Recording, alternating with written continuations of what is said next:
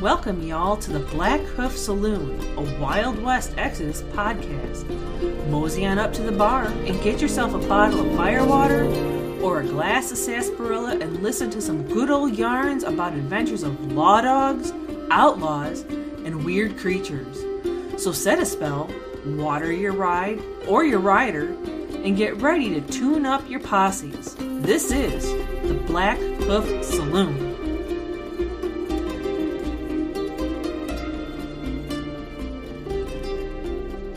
Howdy, howdy, dudes and dudettes, and welcome again to another episode of the Blackhoof Saloon, a Wild West Exodus podcast. This is Eric here, and I am joined with my co-host, Tom and Brian. Evening. Howdy, folks. Are you painting again tonight, Brian, while we podcast?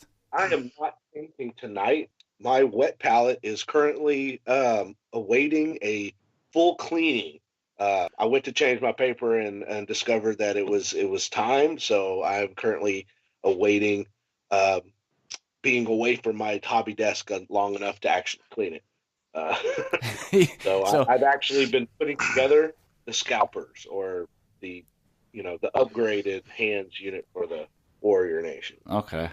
So your wet palette kind of got something a little bit like a hex-oriented, slimy and gross, and kind of like snot. There wasn't any fungus growing. Oh, that's good. It had a slick feel to it. So Brian's not making any penicillin. That's why he's not sharing his video tonight. He usually has his video on and holds up whatever he's working on. Yeah, teasing us. So I didn't know my video was off. There you go. Technical difficulties. There he is. And what's funny is I have been holding stuff up for y'all. So what else have we all been working on? So Here, I'll go read the things I showed you, Hey, there we go. That's the brush we were talking about you need, working on his saloon. What else we've been working on? Brian's replacing his wet palette. I've been trying to work on painting for Adepticon coming up in, that's about a month. How's everybody's resolutions going so far? I mean, I know we're only a month in, but hey, we can't be like everybody that says, I'm going to lose weight, and then after a month they're done. Well, I said I would get a mini painted this year, and I've got 10 months left. Do you got the brushes just sitting by him, Tom? I have nothing out right now. My entire basement where I could work is torn apart at the moment. We're refinishing it. So we have shelves in, and some stuff is on the shelves, but otherwise everything else is in stacks on the floor and can barely move around. So one day. Yeah, my resolution was to paint more, and I've been doing it. I've been struggling with it. It's been kind of busy, the typical winter busyness for me and my day job at the post office. So I'm getting home so late, and by the time you get everything done at, dinner and dishes and all that stuff, it's like almost 10 o'clock, and it's like by that point you're just kind of wiped out to go sit and paint. Yeah. So I've been only getting like half hour, every couple nights in. And then I've been trying to work on getting the new store. I know, Brian, you said you wanted to kind of try and get some new stores going that are a little bit closer to you, and just set up some demo days. And I've been noticing a lot more activity of different people in the community kind of setting up more demo days at either local cons or local stores. So you any luck with that, Brian? No, I've talked to some folks, so I think the current season right now. My daughter's she's a junior, so I've had several of my weekends free to do stuff like that, occupied by college visits. That's been entertaining. But I've gotten some painting done. We were talking about the saloon that I've been working on, so it's close to finishing. I also built floors for it, so it'll have an interior That was hollow, like the what building was it? Was it the doctor's office, post office had the no floor also? Right. So none of the Wild West Exodus buildings that War Cradles designed has flooring except for the jail. Okay. And the jail has flooring because they put the jail cells inside the building. It's kind of an iconic building. Got to put some cells in it. So they went ahead and did that for us. All the other buildings have no floors. And because this is a 2-story building, it's the first 2-story War Cradle building I bought. I was like, we should put floors in it. So I put floors in it. Yeah, then we can have some custom, design scenario that revolves around it, and you can have people in it and whatnot, and not just sit in it and hide. And, when you put it on the table and it's all closed up, no one knows, and then you can do that drum roll reveal, and they're like, whoa, wicked. I can't do that. I can, grin and go, You got to put a little speaker in the building for when you reveal it, and it goes, da-da-da! Right. I could go over to, Build-A-Bear, because they have those little discs they put in the bears. Oh, I God. could just buy a disc where you can pre-record your own little thing. So he's going to go to Build-A-Bear, and they probably won't let him just buy that. You have to buy a bear, sir. He'll build a little... he's going to get one of the pre-made ones. It's going to be like, Eevee! Something like that every time he presses it. Where I'm over here with my X-Acto knife, cutting into him to get the thingy out.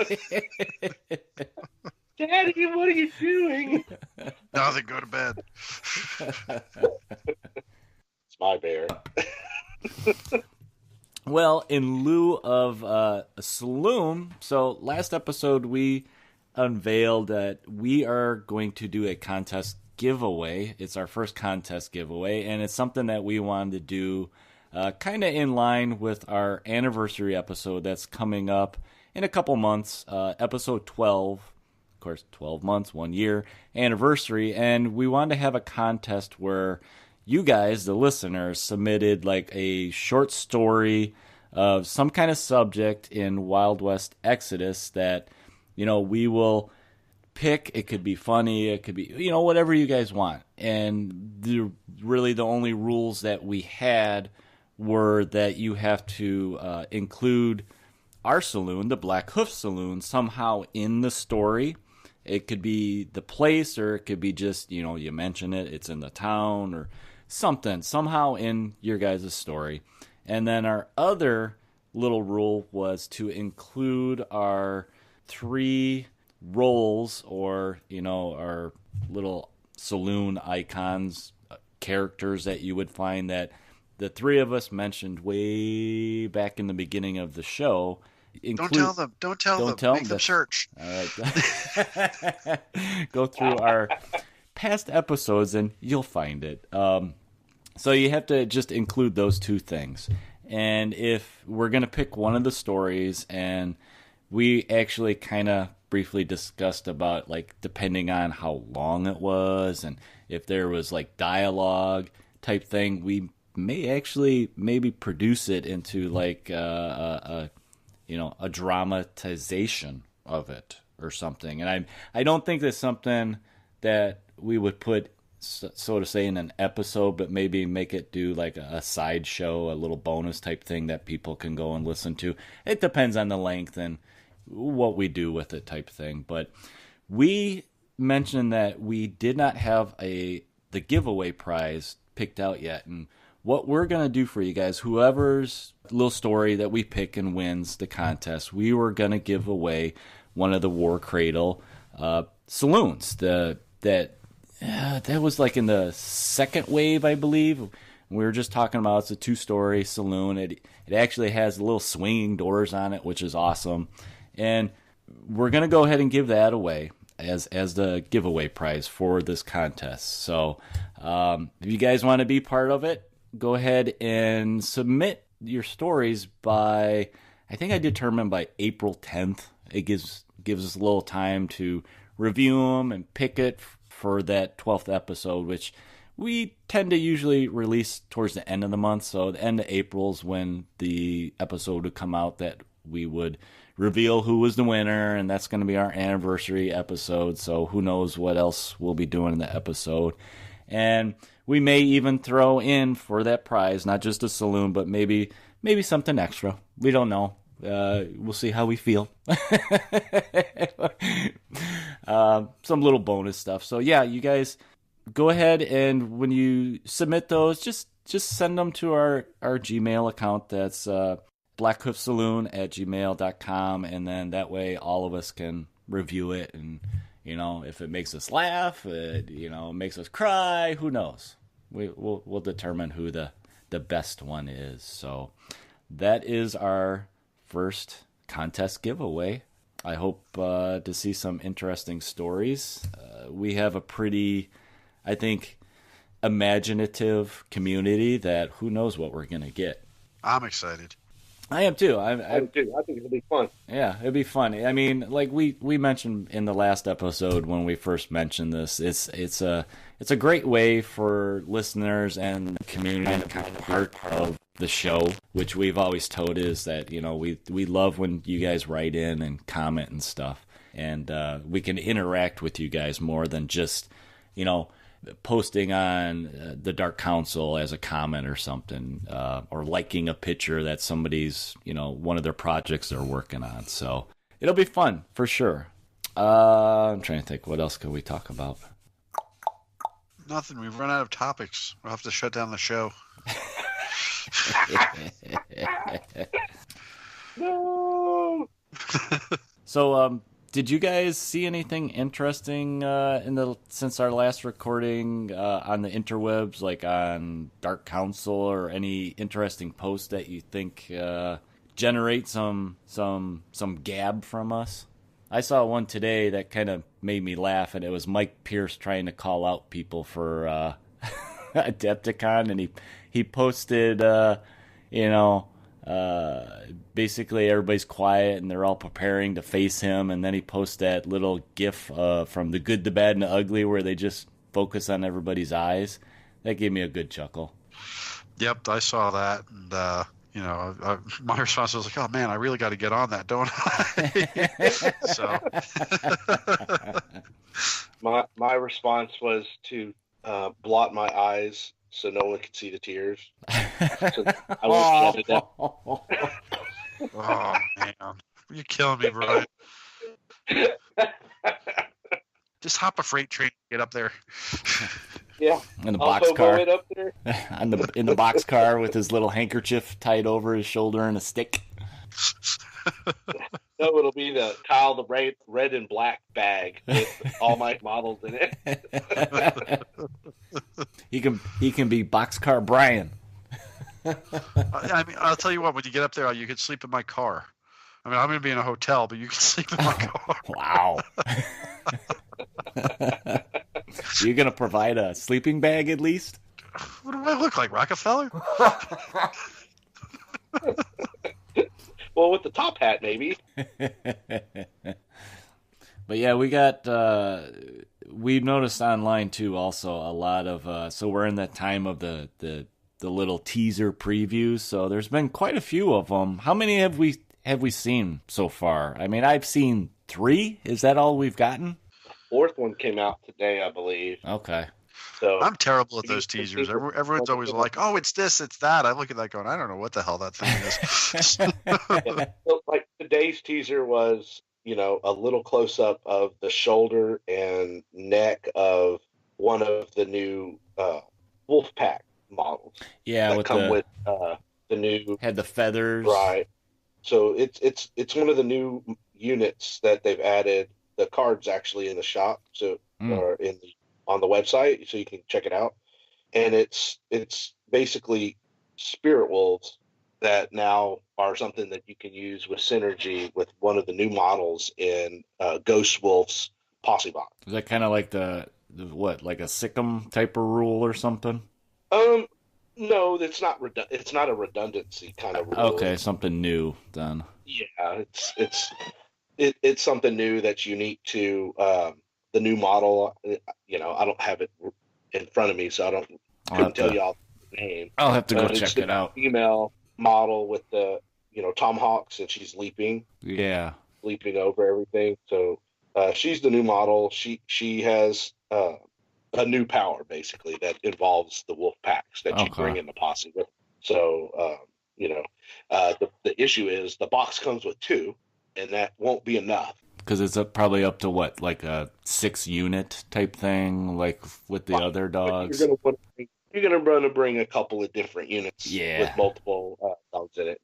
That way you can really benefit from this special synergy and stuff. So, my guess is that sneak peek was to announce that up for pre-order next month will be a box of 2 of those. That way you can some more increasing the size of the wolf packs. Some more dags. What I really like about that box set is the hunting wolves and the Wayland Spirit Walkers. Stuart came out and said, I think it was Stuart who came out and said that they are not unique. I think because that was the original Sitting Bull model. Yeah. People thought that these were going to be unique units, and they're not. So buying the box set doesn't leave you in the position of I already have half of these. Yeah. Because now that you have multiple units that can be built in there. So I kind of like that. Yeah, I have some of those old ones from him. So if I get that box set, I'm going to have 2 of them at least now. Yep. So. Well, now you can put together bigger units. Yep. So. Yeah, that posse, I'm looking forward to that too. Keep track of what they're doing. Like they're doing it on purpose or something.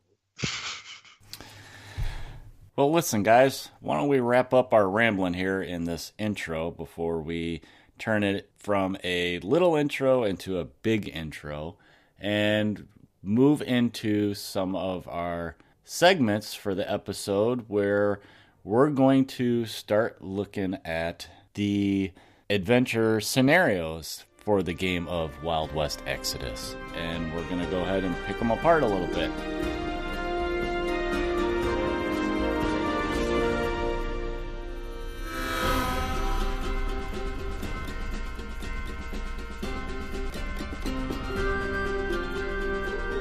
Okay, guys, today in our segment, we're going to kind of touch on the adventure scenarios that they have for Wild West Exodus.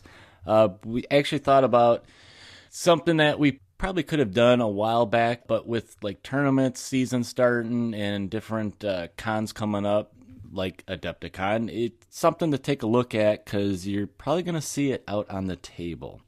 So the adventures scenarios that they have in the game, one of the things you have to think about is the players decide what size game they want to play first, and then in a tournament the organizer will have kind of the game size beforehand, and usually they'll use the common adventures as they're known in the rule book, and they're kind of designed for either the 3x3 size or the 4x4 area.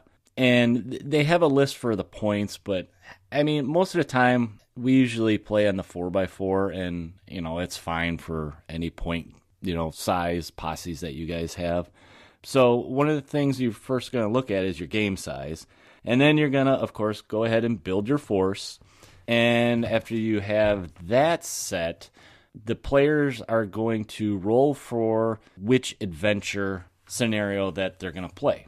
Now, the way you would do that is you roll a d10, and in the book, they have like a little chart that says, 1 to 2 is this one, 3 to 4 is this one, and so forth. Or you could also, a lot of times, like in our casual days, you could just pick one if you want. A lot of people have favorite ones. There's actually certain ones that I like to pick for if we're doing a demo or you're trying to, show somebody how to play the game. A lot of times I like to pick the supply run scenario or even treasure hunt because they're pretty straightforward for somebody that doesn't really know much about the game, what their objectives are for the game. So that's something to think about. And then what you do is you kind of set up the table based on what the little scenario calls for, because some of them have certain objectives, like you have to control a building, so you want to kind of set it up so the table and the terrain is even for everybody. In a tournament aspect, usually the event organizer will have kind of that already done for everybody. So at a tournament, you won't have to worry about setting up a table. So for deployment, it's just like normal. Both players shuffle their action deck and draw the top card. Player with the highest card number found in the little corner, the small number, will be player A, so deploys first, and then player B, they go ahead and they start their discard pile for the action cards. And you start to set up, and you go back and forth taking turns. Now, player A does get to choose which deployment zone that they want, so you kind of look at that. A lot of times we're very casual with that, and, for a casual game, we just set up wherever. But like I said, then, player B will deploy one, and you just go back and forth, continuing to alternate.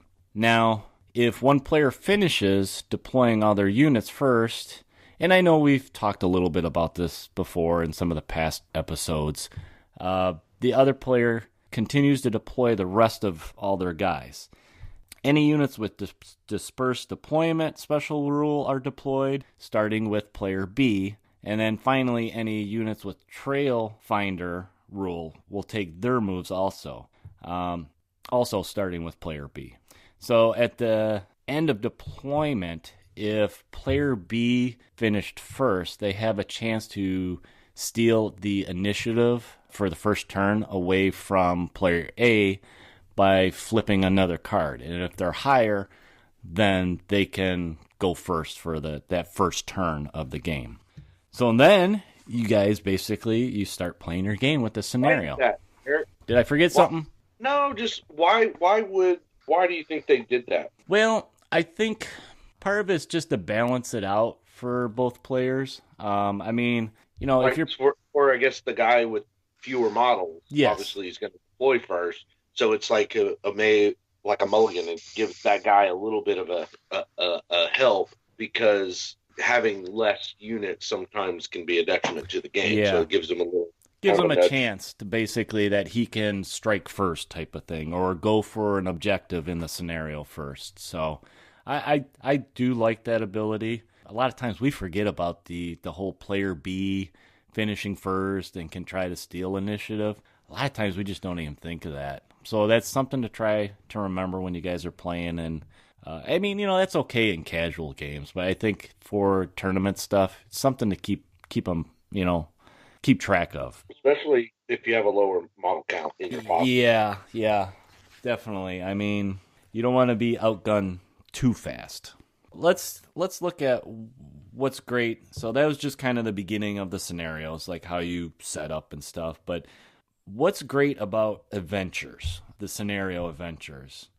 One of the things I think that's cool about the scenarios that we didn't have in first edition is that the scenarios give you some kind of a goal in the game, and not just go out there and see who can gun down the other player the fastest. I think that's like one of my favorite things of the new edition, is that it gives you, some story in your games, and it can create those cinematic events, because you got, the models, the characters in the game trying to achieve some kind of goal for points.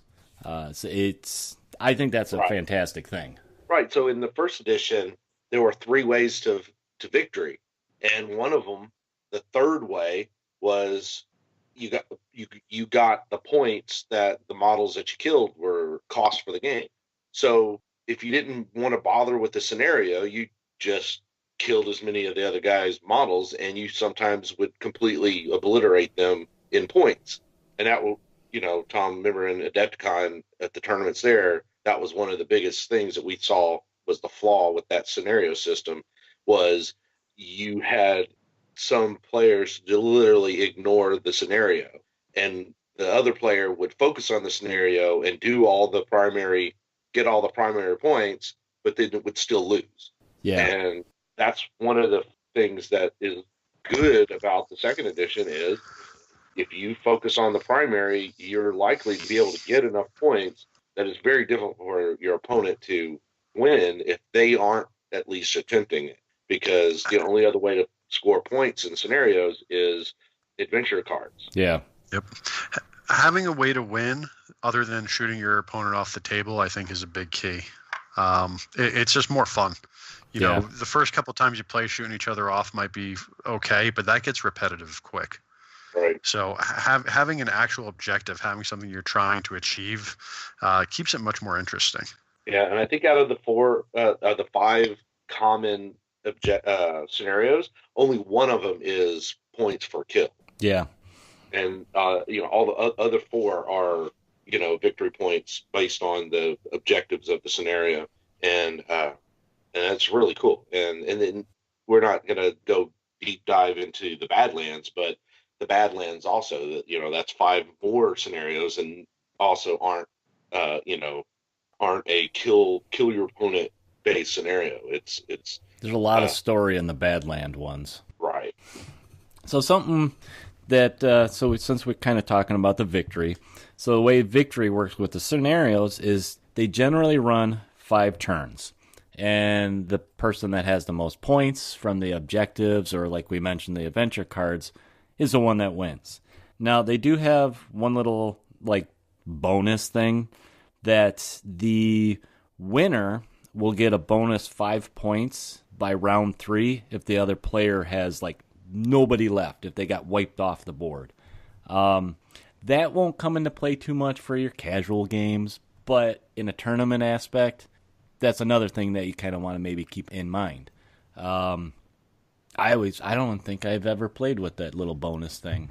Of course, I haven't been in an official tournament, so. Well, I mean, yeah, when we play, if it's not round 5 and your opponent loses, or even gets to a point where he knows there's no way for him to score enough points to win, and they just throw the game. Yeah. I mean, we never really need to calculate the points and say, well, I got 5 more. I mean, it's usually a moot point by then. Yeah, a lot of times. But it would matter in a tournament. Yeah. A lot of times we still play it out a lot of times, just to, you kind of want to get to know your characters and everything still, and how the models work. So in the casual games, we still play it out. It's like, yeah, you killed me, landslide and stuff, but hey, I still got to kind of use this guy and see how he works. It's like my last game. He only had 2 female agents, and I literally only lost 2 of my ranger hands. Mm-hmm. So I still had. I mean, there was no way he would even come close. I mean, at the end of round 2, there was no more game for him. It was close to impossible for him to outscore me at that point. Yeah. So there was no point in continuing, and really, since it wasn't a tournament, that didn't matter how many victory points I had at that point. Yeah. In a tournament, you would want to keep track of those, and you would want to make sure you give those 5 points, because it would matter as the brackets fill and your points are compared to everyone else's points. Yeah, I mean, you could come in that situation where you need a tiebreaker, and those 5 points could help, push you one way or the other.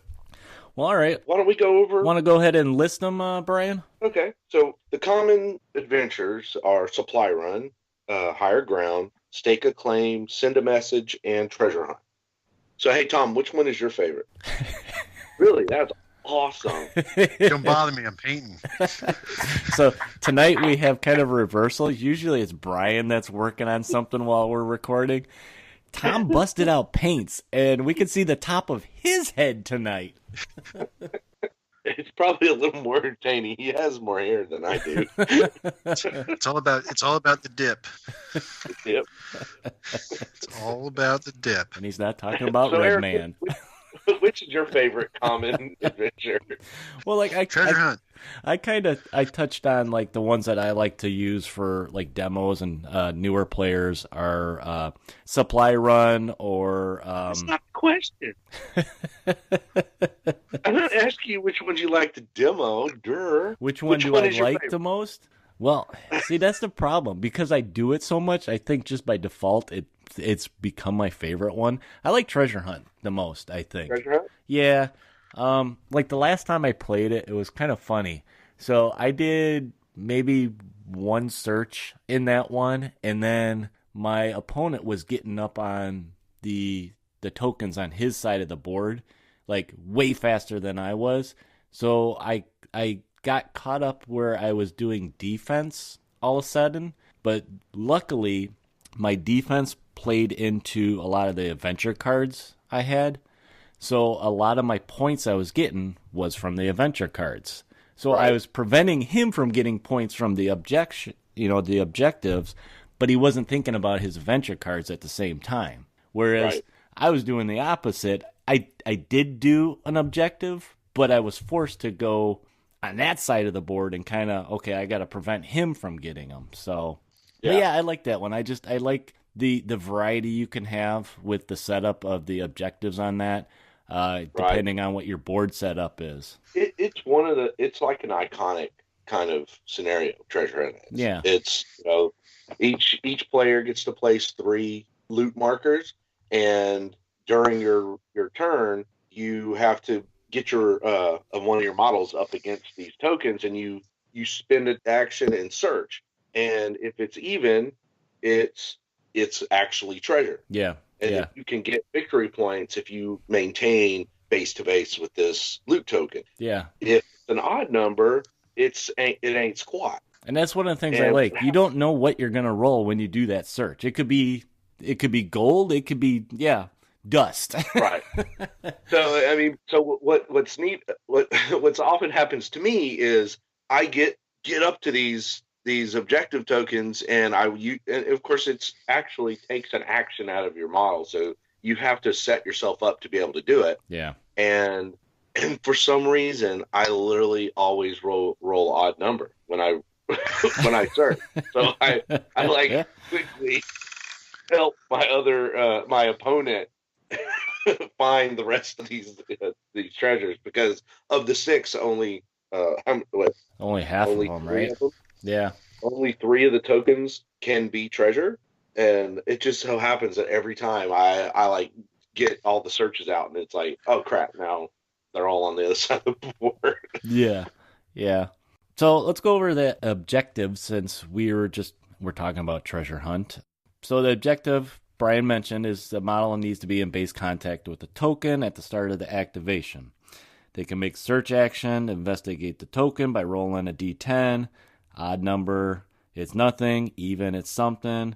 You automatically get 2 victory points. And then they have the thing, once 3 tokens are uncovered, you remove all the rest. So it kind of is in your benefit to try to get to them fast, because you could get caught where your opponent finds them all on his side. Well, all of a sudden that makes all yours nothing. So you got to pull them off the board. Right. And then you also, the player will also gain a victory point at the end of each turn for each treasure token that they are controlling. So if they have 1 or more friendly models in base contact with it, they'll get that point, unless there's an enemy model on it too. So you can run blocker and disrupt by just getting a guy up there touching the same token. So yeah, that's a fun one. I like that one a lot. I do too.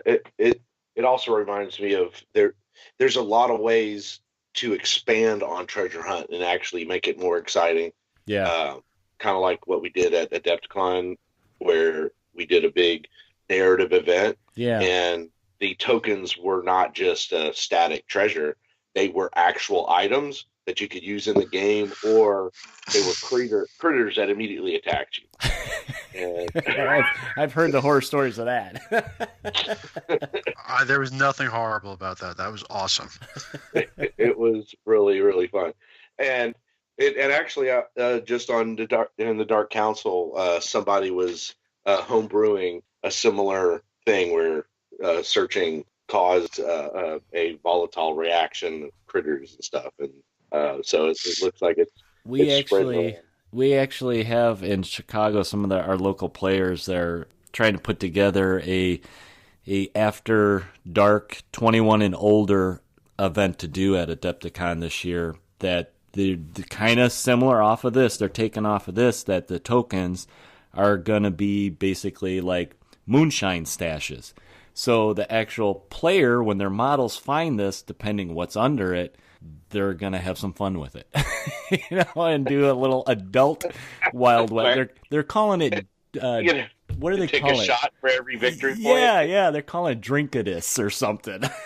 So, that ought to be interesting. But so, Brian, what is your favorite one? Is it you already took my favorite one. I figured I did. So, all right, so you don't. we have the same favorite one. That's all right. No, it's good. So the next one I like is Stake a Claim. So it's basically a area, domination game. So, you divide the play area in 4 quarters, and in the resolution phase of each turn, each player scores 2 victory points for each quarter on the enemy side of the player that has one or more of their units inside it, with no enemy models completely within the same quarter. So this game is basically you have to advance into your enemy's area and then either push them out or wipe them out of that quarter. This could be a bloody one. This is the bloody one where you just go gunning for them to get them out of there. And you can't abandon yours. No. So you can get spread pretty thin fast. Right. So I've won games playing this one by being extremely aggressive. Yeah. So I'll rush, Jed, Furio, Nakano, just right in their face and just wipe them out on that one corner to start getting points. And then I'll either play prevent defense in the other in my 2 zones just to stay in the game, so they can't get victory points. Yeah. And if I wipe them out in just one quarter, then I'm all right. Every turn that the game keeps going, I'm going to get at least 2 points. But it makes it really aggressive. So that's why this last game we played Stake a Claim, and the game ends really quickly if you're successful, because then they don't have any more models. Yeah. It's a pretty cool. It's an aggressive game because you can't just sit around. You can't burn points that way. No. Except with cards. All right, what do we got for another one? Let's do Supply Run. That's the other one I like. Supply Run, like you said, is great for them. Yeah, I mean this one it's nice. So what you're doing is in Supply Run you must secure supply drops while fending off the rival force. So what you do is you're placing small based tokens on each of 3 points marked on the map with the skull. So it's basically they evenly distribute, like one's like directly right in the middle of the map, and then they have, it's right down the center of the map, and they have, 1, 2, 3. And what you're doing, the objective for this one is at the end of each turn, a player scores victory points for each of the tokens they control. And you control it if you have 1 or more models within 3 inches. So it's a little bit different than that other one. You can be within 3 inches of the token. And no enemy models within the 3 inches. So that's kind of the same too. But it's just, instead of being right on it, you can be within 3 inches. So you can kind of use some of the terrain and cover to help you. The biggest difference is you don't have to search it. So you don't have to be up to it. You know what it is. I'm laughing at Tom. So Tom's doing Brian's trick and he's teasing everybody and showing models on the screen. Right. What's the funniest is hey, let's chatting tonight. Let's fair model, not models. And about an hour ago he said done, but he's still working on it. He's getting sucked into it. Well, I had to start working on the base. But yeah, we mentioned Supply Run's another good one for a beginner player, or you're showing the game off. It's not overly complicated what you have to do for the objectives, and it's just, in general, it's a lot of fun. The game can go to the point where you just have everybody gang pile on one objective, and you're just basically duking it out for that, those points. So wait, gang what? No. I don't know. I'm just asking questions. We all know I don't actually play this game, so I'm just asking questions. So what you got there next, Brian? But let's talk about Send a Message. Okay. So this one's interesting. I find this one difficult. It requires just a couple of more setups to do it. So you place 2 small base objective markers per player on the edge of the deployment zone, basically 12 inches from either end of the table. So on the deployment line, 12 inches from either side. So they're kind of in the middle, but equidistant. Yeah. And then each turn, if a player has one or more models in base contact with that objective marker touching the opponent's deployment zone, they score 2 points. If they have one or more models in contact with the objective marker touching their own deployment zone, they score 1 victory point.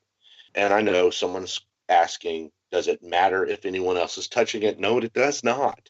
Yeah. So that kind of came up in a game, in a tournament, actually, and we were calculating the points wrong because we weren't really paying attention to that. We were assuming it was like most objectives where you don't get points if the enemy's touching it as well. Yeah. That's not so in Send a Message. It doesn't matter. You still get the point.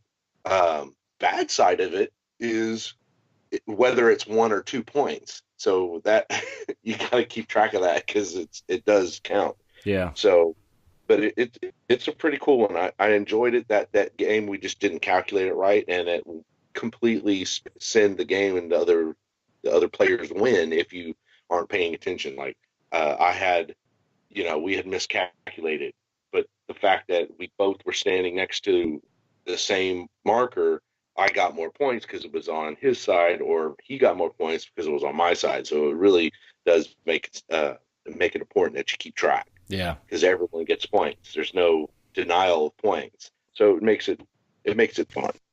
I've always found this one difficult because it's one of the things with this one, because those objectives are so far back, by the deployment zones.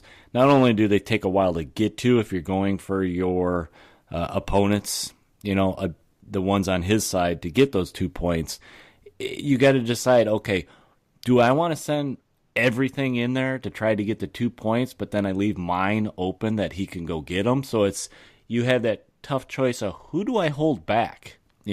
Right. What are my best models to sit back by my deployment zone and secure this so I have some kind of defense that they can't just swoop in there and get 2 points? Right. So I've always had a hard time with this one, especially if you have a low model count.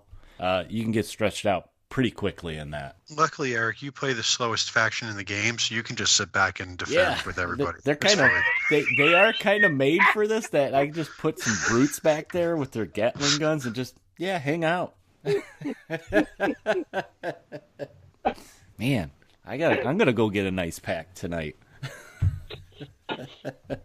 True, if you're playing the slugs, Yeah, I'm just here for sass tonight.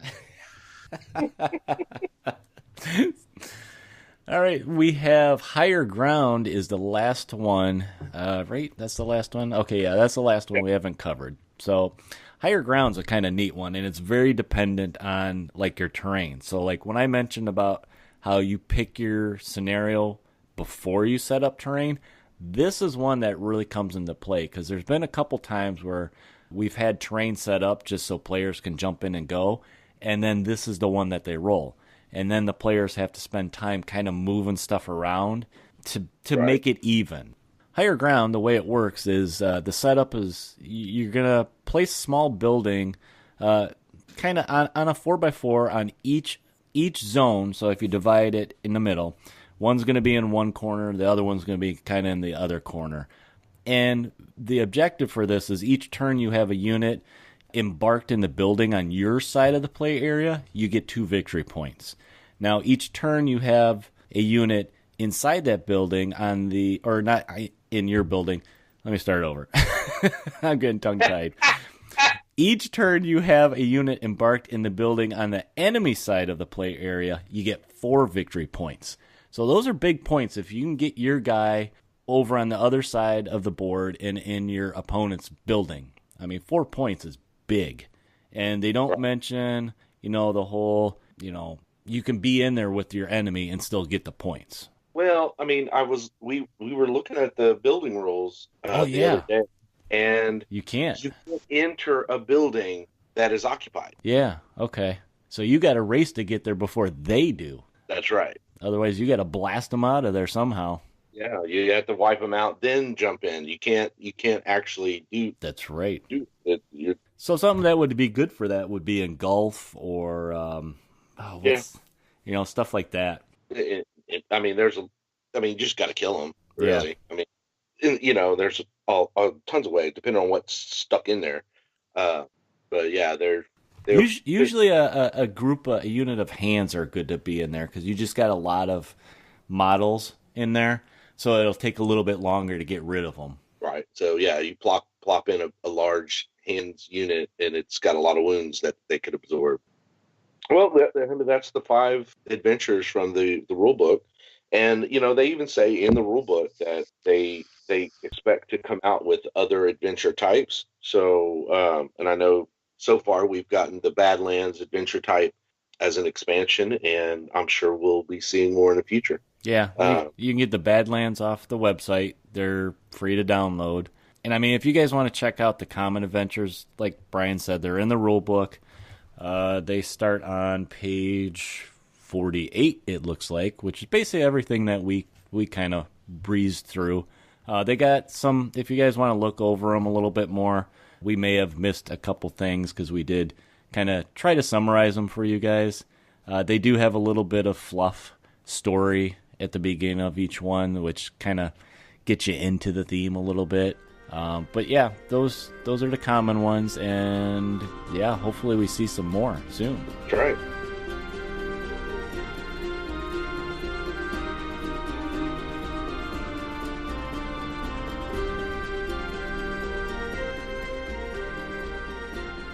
Well, our episode's going to jump right into some more adventures. So we've mentioned the Badlands Adventures a little bit earlier, and this is actually a huge leap in narrative ability to play Wild West Exodus. So they aren't inherently more difficult to play, but they each have a particular element to them, which means that the play experiences will be quite distinctive from the common adventure. One of the neatest parts about the Badland Adventure packet that you can download, it introduces quite a few neat little things. And one thing is called the Perils. And it's dramatic narrative elements that you can actually add to any game. You can add it to the your common adventure game. Mm-hmm. That's right. Right. So we're going to go over the Perils before we dive into the new scenarios. So they're quite cool. And I've only used them once. Have you used these Perils yet, Eric? No, I have not actually. I mean, I've done some of the Badlands scenarios, but we've never jumped in with the Perils. They really do. They're too perilous. They're too perilous. I'm scared. They do throw a lot of thematic story in with the adventures, which is really cool about them. And they basically, the way they work is, so they have like a table that you would roll a D10 on, and you roll something, and then you just got to go through the document, and you can look up, say, like you roll caught in the crossfire. So then you just go look at crossfire, and it's got all this. It's got a little bit of story in it, and kind of how they affect the game. Some of the things they can affect is like the terrain or the models and stuff like that. Right. One of the neatest parts is it does kind of wink, nudge, nudge to the new dystopian age, right? Yeah. So it brings in a lot of the terminology that dystopian wars will bring to the wider world. And so it's kind of neat. As we go through some of these, you're going to be like, oh, yeah, if you've ever played the original dystopian wars, you'll recognize some of the names. So once you've decided, it's like, hey, we're going to add a peril, you roll the D10, you check the chart. So once regular deployment is complete, but before units with special deployment rules such as dispersed deployment or trailblazers are deployed, player A may roll for the peril for the adventure. On a critical success, you may choose what peril you will both be facing in the adventure ahead. On a roll of 2 to 9, consult the perils table and apply the result. On a critical failure, your opponent may choose what peril you will both be facing in the adventure ahead. So once the peril is determined, any units with the dispersed deployment special rule are deployed, starting with player B. Finally, any units with the trailblazer rule take their moves, and players move their units one at a time alternately. So that's very similar to like the normal setup. You're just throwing the perils in between that stuff. Right. You do it right during deployment. That way, because it may affect deployment. That's why you do it before trailblazers and the other stuff happens, because it gives you an ability to avoid the peril if it is splashed right down into your deployment. Yeah. So that's why they have it occur at that point. So there's caught in the crossfire. In the midst of your clash, a small group of desperate civilians stagger out into line of fire. You must try and get them over to your position to find out how they ended up out there. So each player takes 3 civilian models. Taking in turns, each player places one of the civilians in the player, no closer than 6 inches to the edge of their deployment zone or another civilian or game marker or token. During step 1 of the resolution phase, each civilian scatters d10 inches. Depending on what scenario you're playing, it's gonna get crowded. Yeah. There'll be a lot of tokens. If a friendly model is in base contact with one of these civilians at the end of their activation, they can try to convince the frightened figure to come back with them. The friendly model makes a mind check, and on success, the civilian agrees to come with them. Remove the civilian from the area of play. On a failure, the civilian lashes out at the friendly model before then scattering another d10 inches in a random direction. These civilians have a basic melee weapon and hit automatic. If the mind check ends in a critical failure, the civilian is killed in the struggle. On a critical success, the civilian convinces the nearest civilian to also join them, and the 2 are saved. So that's pretty cool. Yeah. The player who saves the most civilians at the end of the adventure receives 2 victory points. And what's nice about this, the whole Badlands document, like with this one, you need a lot of civilians. If you don't have a lot of civilians, what's nice is in the back of the document, they have like little cutout tokens that you guys can use for civilians, or they have other tokens like for some of the other scenarios, like they got canine dogs in there and angry mob and stuff. So if you guys don't have the actual models, you can use these tokens, which is really neat. Oh, yeah, and they have hex beads, so you can use the hex beads if you don't have them for your paint fails. You'll be able to use them as well. All right, so that Caught in the Crossfire is called Sturginium Storm, and Sturginium is one of the new terms that Dystopian Wars brought up. I'm glad you said it, Brian, not me. Right, so there's probably some Dystopian War, art historian going, Jedi Pal, you're not saying it right. But I think I'm saying it right. All right, so this one there's a fierce maelstrom of blue lightning and dust, and it's rolling towards your position.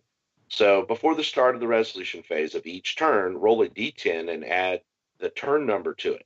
If the result is 10 or more, a wild Sturginium storm sweeps across the play area. Any model in the area of play, not including those in buildings, aboard a transport, etc., are scattered d5 inches in a random direction, and the unit receives the distorted and stunned conditions. Units that are hunkered are unaffected by the Sturginium storm. Mm. Okay, so pretty basic, right?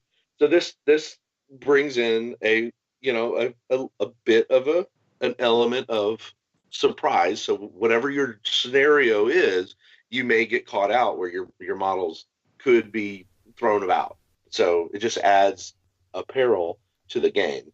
That's pretty cool. It's simple, but yeah, it could affect the game so much. Right. Unless you are in and out of building or hunkered. I mean, then you wouldn't have to worry about it. Yeah. So there are ways of not being affected. That makes sense. Let's see, what's the next one we got? They come at night. I kind of like the sound of this one. Oh, yeah. Darkness falls quickly in the frontier. Though this makes fighting your enemies more difficult, the greatest challenge comes from fending off the random attacks from them, as your allies and enemies alike are dragged screaming into that razor-clawed darkness. Yeah, that sounds like a movie I'd watch. It's like it's bad enough you're fighting your enemy, and now there's something else trying to kill you. Okay, so this adventure takes place in the fading light. Before the start of each turn, roll d10 and add the turn number to it. If the result is 10 or more, night falls for the remainder of the adventure. So nightfall. This is what happens at nightfall. Successful aim checks must be re-rolled unless they have the linked or indirect quality, or the unit has the Deadeye or Soul Sight skill. Charge actions during nightfall move as though in uneven terrain, and so distances are half. At the start of the resolution phase, each model in the unit closest to the edge of the area of play suffers a piercing 2 automatic hit. Yow. That's pretty basic too, but I like it. That's kind of brutal. Right. Not that kind of brutal. Not that kind of brutal. Where you are versus your enemy. All right, it kind of reminds me of when you play Fortnite and they got that storm that comes in. If you're in the edges of it, you start taking damage. Right. You know, for those kids out there who play that. Let's see. So there's Tempest Fugitive. So the wasteland has become a dumping ground for all sorts of unwanted side effects and phenomena that are symptoms of the dystopian age. One of the most feared is the time storm, which, though mercifully localized, is one of the most unpredictable and lethal. So you place double XL size time storm marker in the center of the area of play. It immediately scatters D10 times 2 inches and then scatters again D10 inches. If any scatter would cause a storm to be placed out of the area of play, re-roll the scatter until it does not. The time storm is invisible, so does not block line of sight. Each time an action card is played with a value of 4 or 5, the time storm scatters in a straight line D10 inches. Roll on the time storm table for each unit touched by it as it moves to its new position. So I got a whole time storm table that has all kinds of different effects. So before we start on the table, Yeah. that the storm only affects friendly and enemy units. It does not affect terrain, markers, artifacts, or strategic units. So it's just your normal friendly and enemy units, your dudes. And so this was written before Elon and that other guy, the 2 strategic dudes. Yeah. They're actually friendly models, but they're strategic, so they're immune. I don't know if that was intended. That's actually pretty useful. So Yeah. you brought those guys, they're immune to this. So okay, so on to the table. Okay, so the time storm table. I guess let's just go over them real quick. They basically got from crit, from actually critical miss to up to crit. So I wait for Tom to finish shaking. Go ahead and do the first one.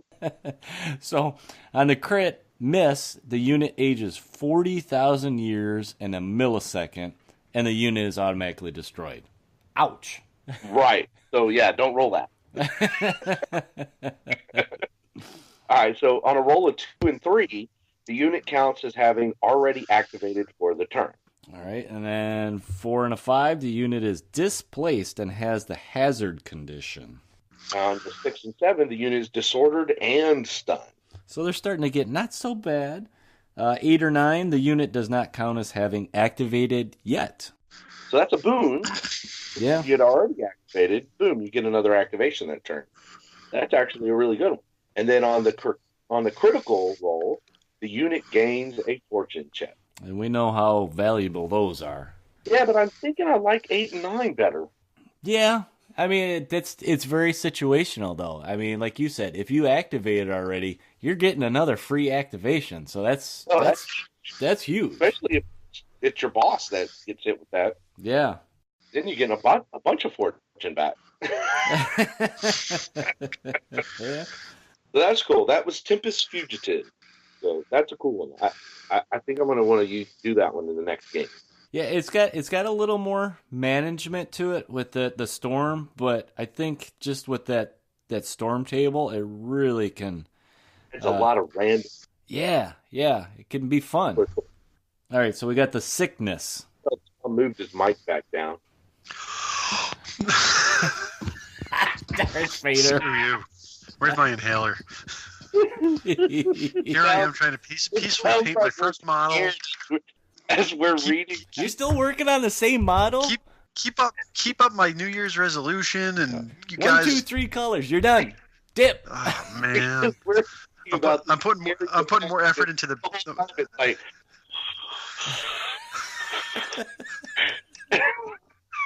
You guys are always wondering why I'm always having my friggin' mute button on. Damn it, I'm muting now, bastards.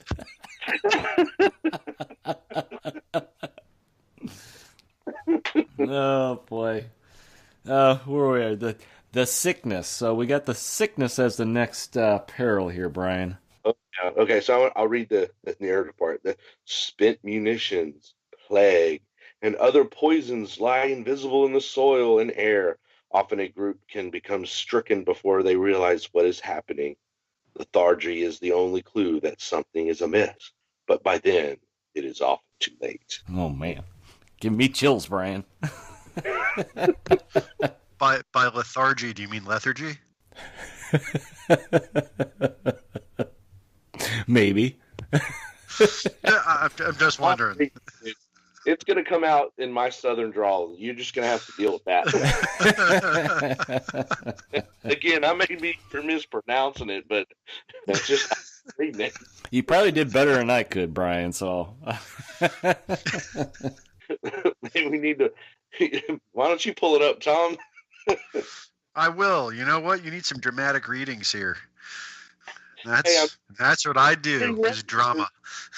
Those stories come in on our once the stories come in on our contest, the winner is going to be read in a podcast. We got to get ready. Yeah. Hey, you know what? It's going to be like Audible and stuff. It'll be great. Okay, so this is each time a unit is activated with an action card with the value of a 1, a single model in the unit must pass a grit check or be wounded. You cannot use the quicken the dead to avoid the wound should it be inflicted. Oh, hey, look, I had this up the whole time. Which one are we on? That was the sickness. That's pretty simple, basic one, too. Yeah, it's quick, it's easy. Yeah. So then we got the death mark. The chilling paragraph of the death mark. Yeah. Is Tom going to read it? It looks like he's reading it. Which one are we doing, the death mark? The death mark. I want to hear some dramatic stuff. Now, I don't think there's any highfalutin, mispronounceable words in there that I might mess up. But well, you sure? There is one good word in here I want to hear Tom say. I'm telling you, that's the son of a gun who murdered all them chillin'. Of course I'm sure. Just look at those dead eyes, okay? Let's get them. That one was so for Tom. It's like we planned it that way. Each player takes 3 angry mob models. Taking turns, each player places one of the angry mob in the play area, no closer than 6 inches to an edge, their deployment zone, or another mob model, or game marker, or token. Christ, that's the run-on sentence from hell. During step 1 of the resolution phase, each angry mob model moves D10 inches towards the nearest non-angry mob model. Once an angry mob model is in base contact with another unit, it immediately makes an unprovoked and unexpected attack, causing an automatic hit at piercing -3. Regardless of the outcome, the angry mob model is removed from the play area once the attack is resolved and the unit affected is disordered. You may not attack the angry mob models as they do not appear to be a threat until too late. That's pretty rough. -3 piercing? And there's not a darn thing you can do about it? No. It's just you just watch an angry mob wander up to you and stab you. And then they run away. Yeah, and then they're like, see ya. Okay, speaking of running away, the next one, catch that canine. A loopy canine attack dog has been spotted in the area. It's probably one of those defective first-generation CCLE units. They were always prone to malfunction. The boss has said it needs to be captured before the enemy gets their hands on it. Something about stolen plans.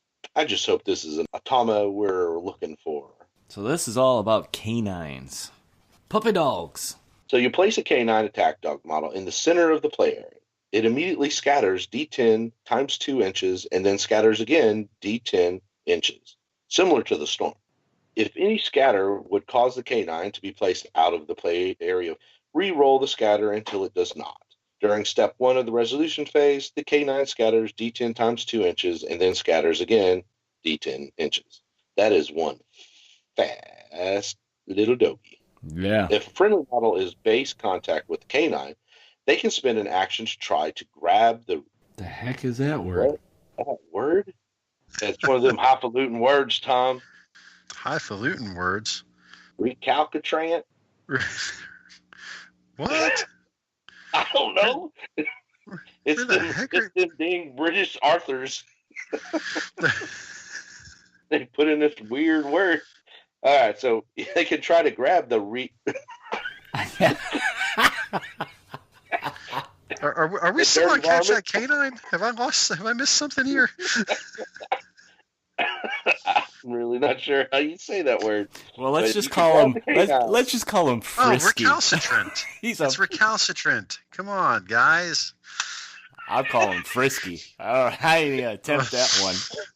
That's recalcitrant. That's a real word, man. SAT word for the day. What does that mean? We're going to go get the official definition for you. Recalcitrant. Listen to him. He's saying it over and over again. He's saying it well, too. Yeah. It actually sounds like how you're supposed to say it. Having an obstinately uncooperative attitude towards authority or discipline. A person who obstinately uncooperative attitude. So, you mean it's ornery? It's ornery. It's ornery. That's exactly what that. Why did they just say so? Because it's the British version. What's it just written? It's English ornery. They didn't say this Britain dog, so we'd call him ornery.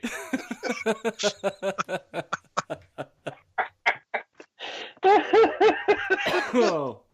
Okay, so it's gonna be fun to edit. Wait, you're gonna edit this? This is gold. Don't edit it. That's gold. All right, so let's try that again. If a friendly model is base contact with the canine, they can spend an action to try to grab the ornery canine. The friendly model makes a strike action with a Pierce 3 penalty. You're going to try to grab that recalcitrant canine. Okay. Ornery. I've replaced that word with ornery. Come on, guys. Say it with me. Recalcitrant. Ornery. I'm not even going to try because I know, yeah. Recalcitrant. There you go. There you go. See, you pronounce it. I've said it enough that I heard it. On a success, the canine is brought down and deactivated. Remove the canine from the area of play, and the player earns 2 VPs.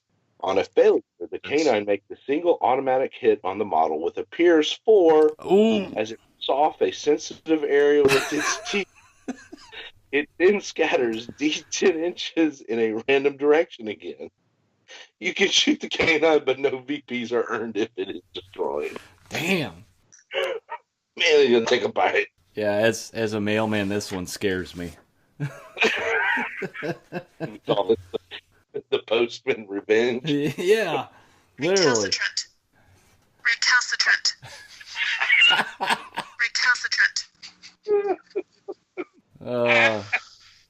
You got your UR30 telling us what it means? That's the new Fembot version of the UR30. All right, we got one more peril to get through before we even get to the scenarios. Okay. So the keening cry, none of them British words. As we let me read this. You're terrible at this. Let me read this. Terrible at this. What? As we approached the buildings, we realized that they were not as abandoned as we had first thought. The inhabitants aren't gone. They're just changed. All right, now you can go. So each time a unit makes a get-in move action, there is a chance that a hex beast is lurking within. So roll a d10 and consult the tainted building table. Hey, does anybody else, when they see get in move, just got their get in my belly? That's all I think of every time I see that. Get in there. I hadn't, but I will probably You will now. do. Okay, so, but we have to say it like fat bastard, right? Oh, absolutely. So start reading the table like fat bastard. Oh, okay. Let me see if I can do that. On the critical roll, your activation immediately ends, and you remain outside of the. See, I can't do it. You You had it sound for more a like while. God, you fat bastard. And I see. I'm not actually. See, Tom. I think you would be better doing that. So can't you do a Scottish roll? Not really. I mean, I'm not like Scrooge McDuck or anything. So Where are we? on a critical roll, your activation immediately ends, and you remain outside of the building or area terrain. Place a hex beast in base contact with your unit. The hex beast is under the control of your opponent and counts as an enemy unit for the remainder of the adventure.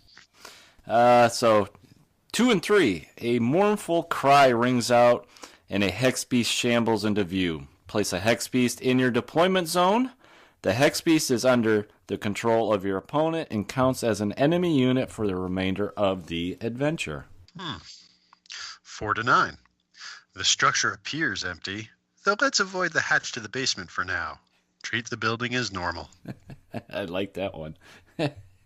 For now, they'll say on a critical success, you enter as normal and startle the hex beast, sending it running from the building towards your enemies. Place a hex beast within 6 inches of the building in a direction of your choice.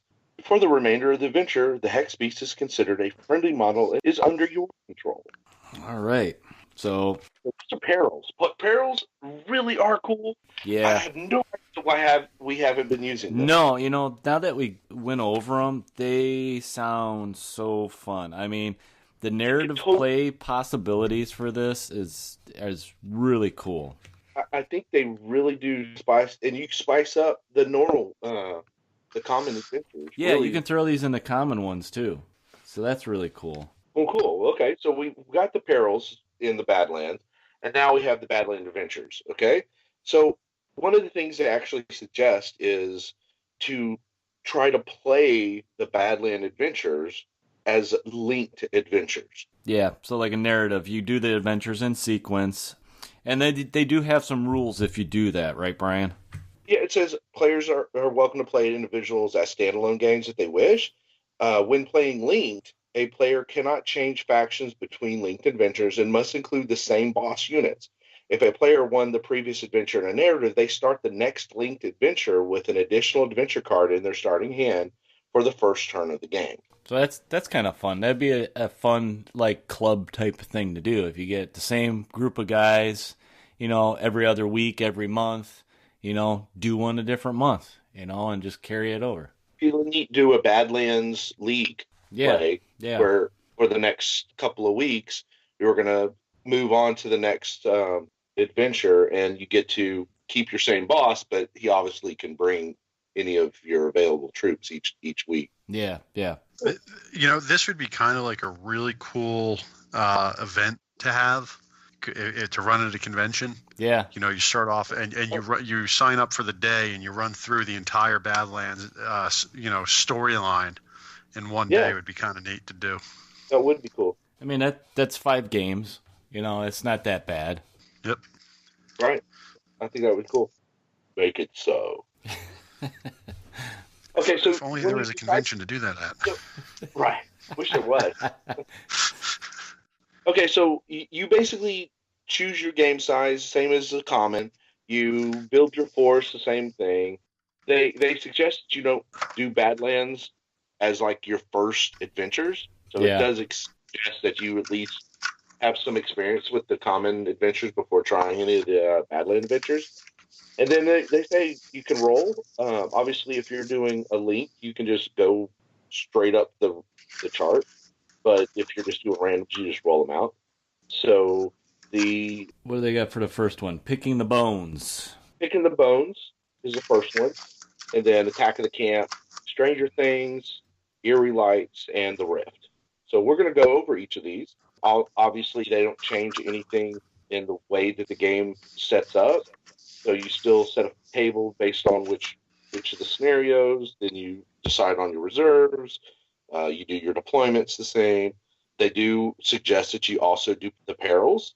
So you do that during deployment. You would roll for the peril that you're going to use, and then you move on to the game. Okay, so let's start with picking the bones.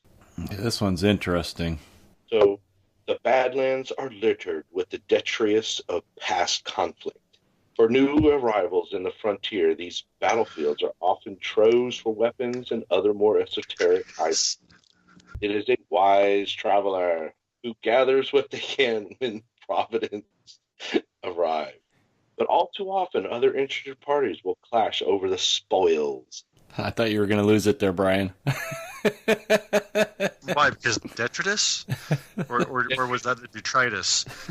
My God. Okay, I am totally calling Stuart on you, and there's going to be a new Tom Kenny model. He is going to be the newest lawman model. He's going to be the English police.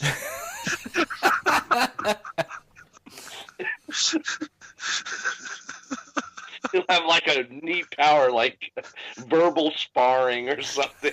Verbal sparring.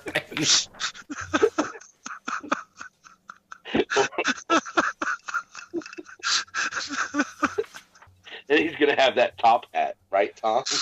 Oh, and a monocle. Holy crap! I want to be Moneybags from Monopoly.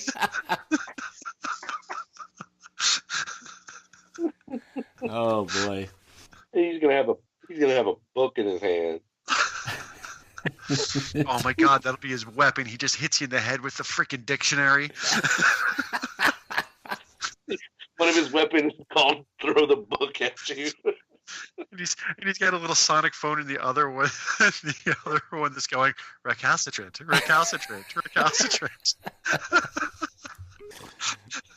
Yeah, that could be another ability. Was the taunt?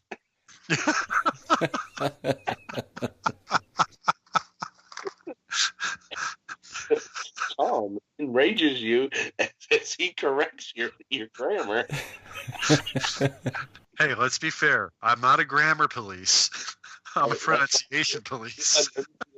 You enunciated that British word wrong.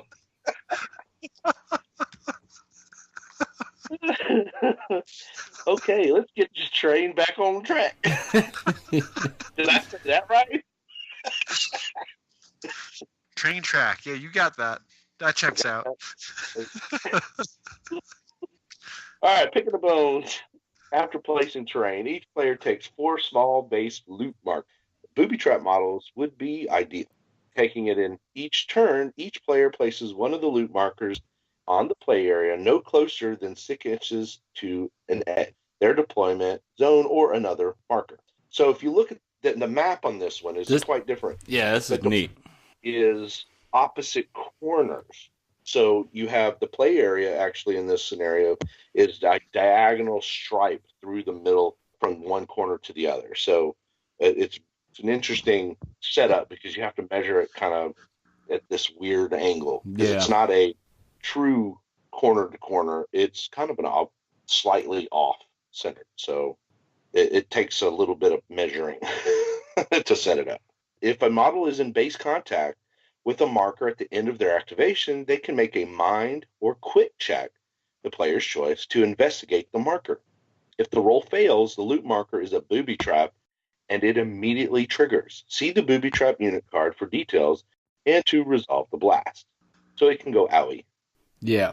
On a success, the model gains a thermite grenade and the player gains a victory point. On a critical failure, the booby trap is triggered and your opponent gains a victory point. On a critical success, the model gains a portal glove and the player gains 2 victory points. Once a loot marker has been investigated, remove it from the play area. So this one's interesting. I did play that one, and I think of all the markers, we only got thermite grenades twice. Okay. and all the rest blew up in our faces. Yeah, I think I played this once with another player in our group, and his dice were... they liked him more than me, and every time I searched one, it blew up in my face. And, yeah, so he was getting points like crazy off of me. And one of the things is none of us used the thermite grenade. Wow. Because the guys that were actually getting it had better weapons, so it was no reason to right. Something I would like to see in this one is that, like, depending on who found it, like you were saying, if they had a better weapon, I would like the ability to give this weapon to somebody else in your force. Like if you just get in base contact with them and say, here, buddy, you need this more than I do type thing. Right. Okay, so that's Picking the Bones. It's pretty fun. I've done that one several times. It's pretty good. Okay, so Attack of the Camp. Who's going? Go for it, Tom. The first night on the trail was uneventful. The shooting stars above were our only visitor. The second night, there was some small trouble as wolves were drawn to our firelight. The fourth saw one of our sentries go missing. By the fifth, it was clear we were not alone. We'd never been alone. Our enemy finally attacked. They'd been following us, watching this whole time. The arrogance of it. Now we make them pay. The attacker ambushes the defender at their camp, plunging the area into a brutal battle for survival. Player A may choose to be the attacker, red, or defender, blue, and deploys their first unit in the appropriately colored deployment zone. Deployment continues as usual. So this one's pretty neat because you play on either a 3x3 or a 4x4, and there's the blue deployment zone, which is the defender, which is the entire middle of the board. And then the attacker can set up anywhere along the outside edges, completely surrounding the defender. Yeah. So that's kind of neat. The objective, this is just a kill them all scenario. You get a victory point for every enemy unit that you destroy. Right. So in the last weekend play we had at Space Cadets, the one of two guys played. That's what they played, and I haven't played this one yet. But it looks brutal. How did the game go that they played? Or did you watch it at all? Oh yeah, I took pictures. I mean, the Union attacked an outlaw in camp, but the outlaw group had a doomsday. Wow. And okay. The Union group was Abe Lincoln and his agents, and they got destroyed. Wow. The main reason is when you're playing it was hard for him to spread out. Because he's only had less units, so it was very difficult for him to get on top of the points because it was a player scores victory points for each unit. Well, the other player had more units. Yeah. So once he started losing units, it was hard for him to catch up by taking out units. So yeah, this one reminds me of your classic Western, circle the wagons type of thing. Yeah. That's kind of cool. So if you have a bunch of wagons, that would be actually a neat play. Yeah. Yep. I was just saying that'd be kind of cool. All right, the next one. Great show on Netflix. Stranger Things. Foraging for food is the only way to survive on the frontier. But with Sturginium altering the air and the taint of the hex twisting our flesh, it is any surprise that those toxins can be found affecting the very food we so desperately seek. Out on the frontier, the soil is rich with malaise and very little else. Did I say that right? Is it malaise? Yeah, you got that one. I got that one? You got that. I mean, it wasn't mayonnaise, it was malaise. I was going to say, I was kind of thinking of a sandwich. I was getting hungry.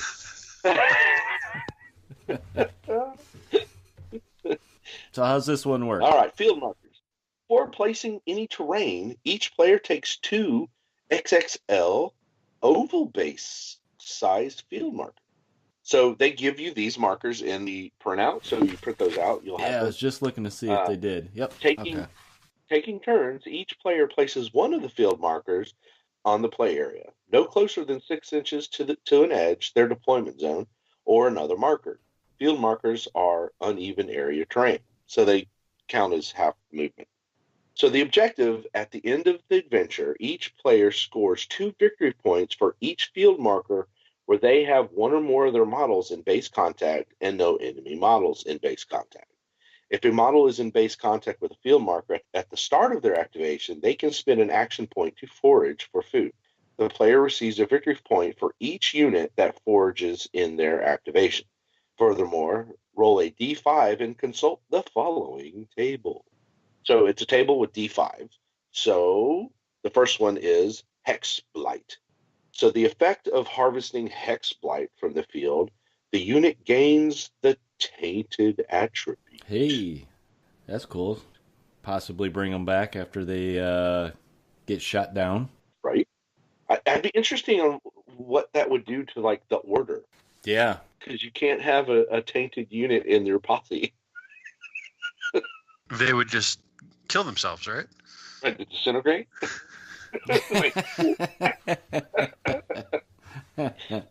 And what if you're already tainted? Is it doubly tainted? All right, so on a 2, it's a radiated sturginium. So you harvest an irradiated sturginium, which is a form of metal. I think it's like the alien metal. So if anyone's wanting to know what sturginium is, the unit gains the hazard condition. So basically, this irradiated piece of metal throws hazard on you. Okay. Okay, so number 3, fermented berries.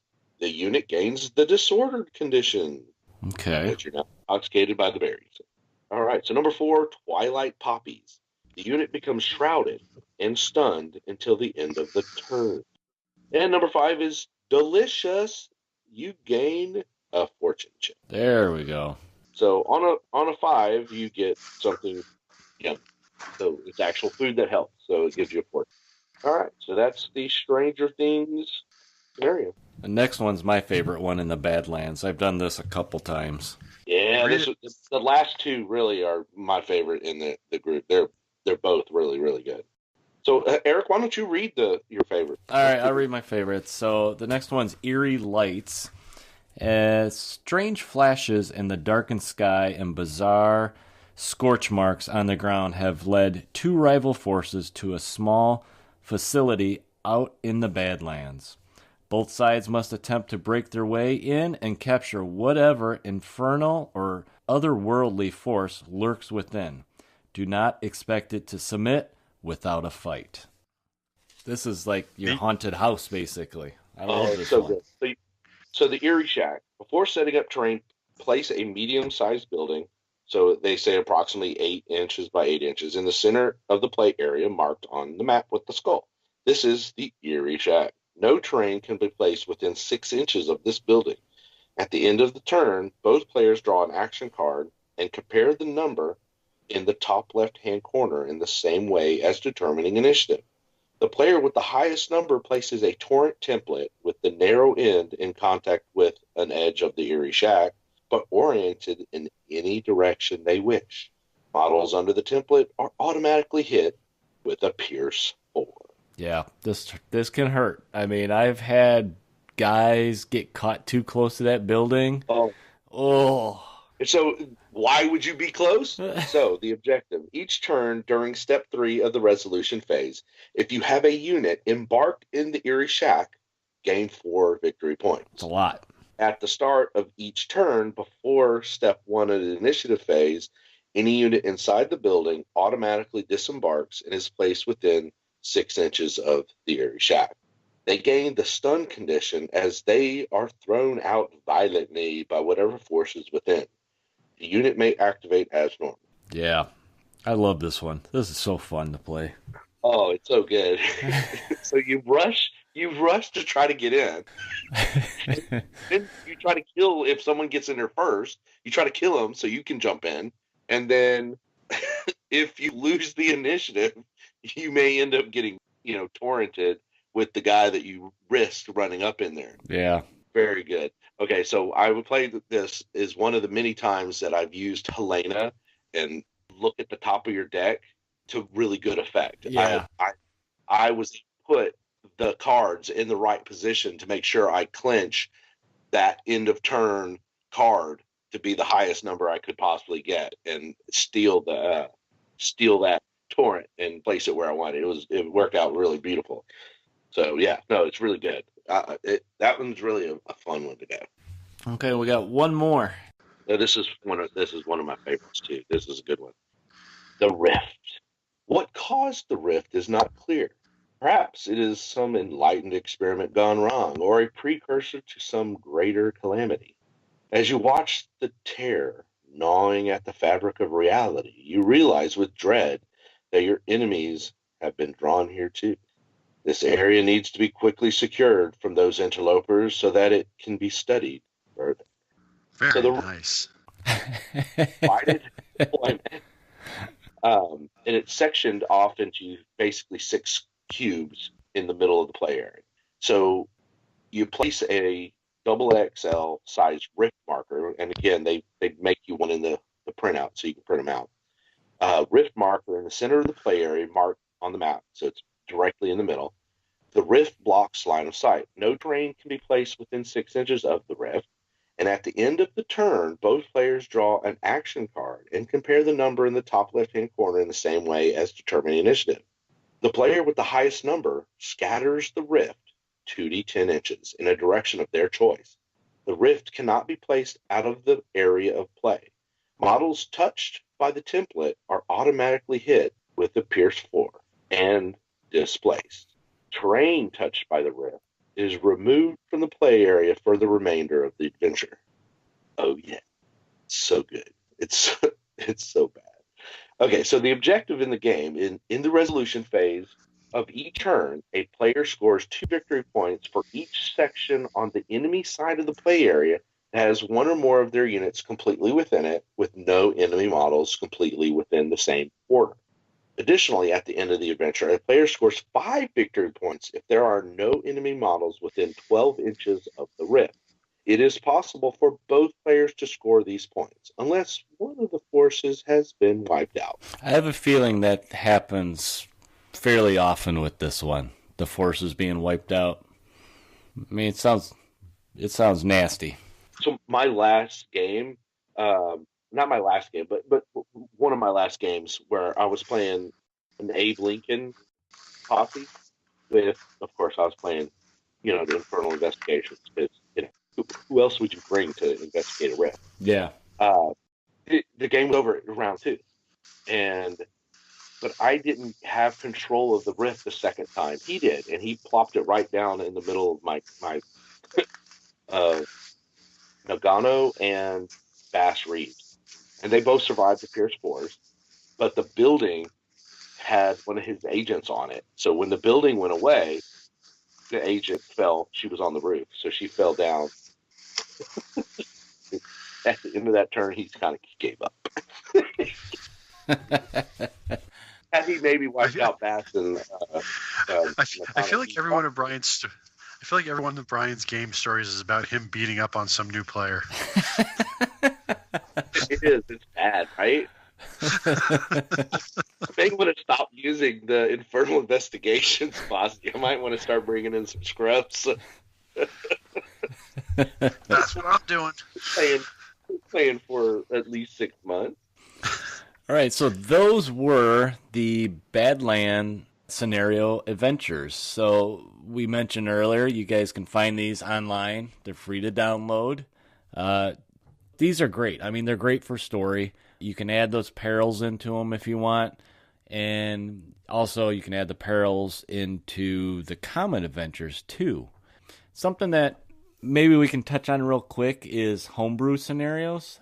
Like we've seen on the Dark Council. So there's a couple community members on there, Michael Johnson, Scott Webster, that have been, actually just recently, they've been talking a lot about a 310 to Yuma scenario that they have on there. I believe this was part of a contest that Michael was running on there and having people, submit different scenarios and try them out. You can, if you guys want to look for it on the Dark Council, just do a search, hashtag WWXSS, and they'll, and on Facebook they'll pop up all the different posts that included. I guess that's what he called the contest. So you'll see them and you guys can try them out. And then I've also seen the guys over at Battlehammer. So they were kind of trying to develop some new scenarios, and they actually did one video playthrough, I believe, of some of the rules. So you guys feel free to try to come up with some scenarios. I know Stuart has said that if you guys come up with a good idea, send it to them. It could turn into another little, adventure scenario packet, kind of like what the Badlands is. Just one of the things, maybe if you guys are doing them, think about balance and, play test them. It's what those guys do at the studio. And one side, victory condition seems a little too easy. Well, maybe do a little bit of adjustment, have some fun with it. We've talked here on the show about taking Brian's saloon that's about the size of the play area and doing something with that scenario.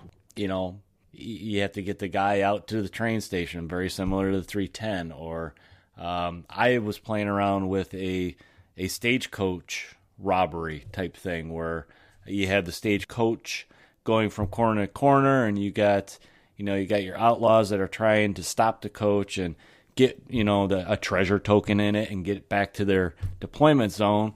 But then on the opposite side, maybe you have the lawmen. They're swooping in there and just trying to stop them. So, you can do a lot of those classic Western themes, I think, by making up some kind of scenario. And it'd be fun. It'd be really fun. Yep. Well, you guys got anything else for our scenarios? Yeah. When you do homebrews, the idea is to have like a catch. Like, what is the main function? So, think of a movie, think of maybe something that you have, like maybe, I know I did a homebrew scenario once where it was steal vehicles from the impound. Yeah. So I put all my heavy vehicles in the middle of the board, put fences around it, and both players, you're to rush into the middle of the board and, get in one of the vehicles, and then now you have control of that vehicle. And, of course, it was in lawman impound, so none of the weapons weren't, but just you have to drive it off the board. Okay. You score points that way. Okay. So that quick, right? It's just a simple little thing. You say you decide if, like, at the end of a turn, if you have a unit embarked inside the vehicle, you get a victor point, and then if you can get it off the board, obviously you get 4 victory points. So, yeah, it doesn't have to be overly complicated, just thematic. Right. And I think if you have a neat terrain piece, you can make it a center. Like, say you have a train, do a train robbery. Yep. We did the big narrative event at Adepticon where it was centered around a train, and we actually had it written down 6x8 or 4x6 tables. So we played it on quite a long bit of thing, and the train moved every turn across all these different tables. So, you can really do a bunch of different things. You can bring elements from other games. Like, I think when you do a scenario where you want to have NPC models control part of the board, obviously you come up with some kind of rules that dictate what they do. So, like, I think someone was saying on Facebook the other day, making noise. So if you use any of your shooty weapons or firearms, you cause noise, which causes the critters on the board to move towards you, similar to what they did with the Walking Dead game. But that's what's fun about doing homemade or house-made rules in different scenarios. You never know; you might come up with a really good scenario, like they may put in a new adventure pack. So cool. Yeah. All right. Well, why don't we go ahead and wrap up this segment with the Badlands adventure scenarios and move on.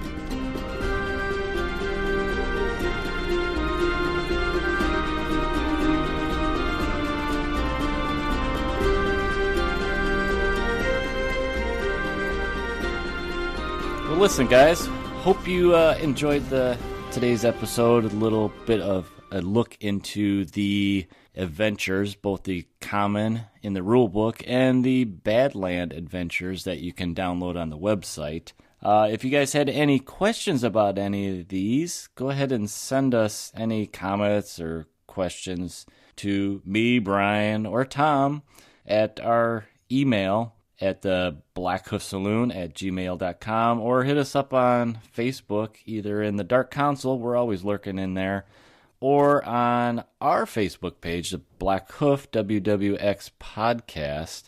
So, you got any closing thoughts for scenarios, Brian? I mean, if anybody, we kind of wanted to touch on the scenarios we're starting to get into tournaments. We see a lot more tournaments popping up in the communities at the local stores. And, I mean, we talked about tournaments back in episode 6, if you guys want to go back and listen to that. But we realized we never talked about the scenarios up until now. And there's a lot of fun ones out there. Oh, yeah. I recommend everyone giving the Badlands a check after they've mastered the common ones. You're definitely going to want to check those out. They're really a lot of fun. And I'm really looking forward to adding Perils to the common one. Yeah. And that might even be a way of like easing into the pool of the Badlands, is try using Perils in your common adventure first. Then you get a little bit of the whimsy of the Badlands before diving into one of those scenarios fully. Well, and I just think that the narrative story that the Badlands can tell is interesting. I mean, you guys can start up at your game clubs and stuff doing a Badlands like one a week, one a month, and just progressing a story and how it affects the posses and stuff. So I think that was pretty cool. Yep. I think that'd be cool too. On the list of things to do. Yeah. the bigger list that mine grows, of things to do. Usually centered around painting, and I actually kind of feel like I'm falling behind. Tom's he's tackling it, man. Oh, well, I did in the gap between the first part that we've taped and today when we're taping the closing, I did actually get my wet palette cleaned up. It's ready to go. It's de-gooed. I am good to go to get into some painting. Currently priming. I primed a bunch of models today, and I am black priming. It's not really a priming coat because the cat house is already primed, but I always start with black when I paint things in Wild West Exodus. I very rarely have ever used any other stark color. I always start with black.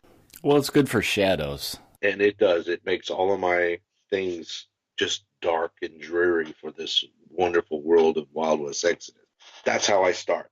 Even if I'm going to go and do like a big OSL, model such as like Raven Spirit, I still primed it. Yeah. Black.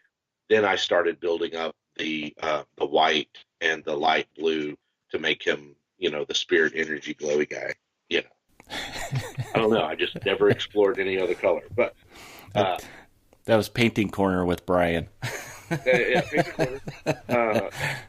So one of the things we wanted to close out the episode on was some of the news and upcoming posse sets that they just announced and stuff like that.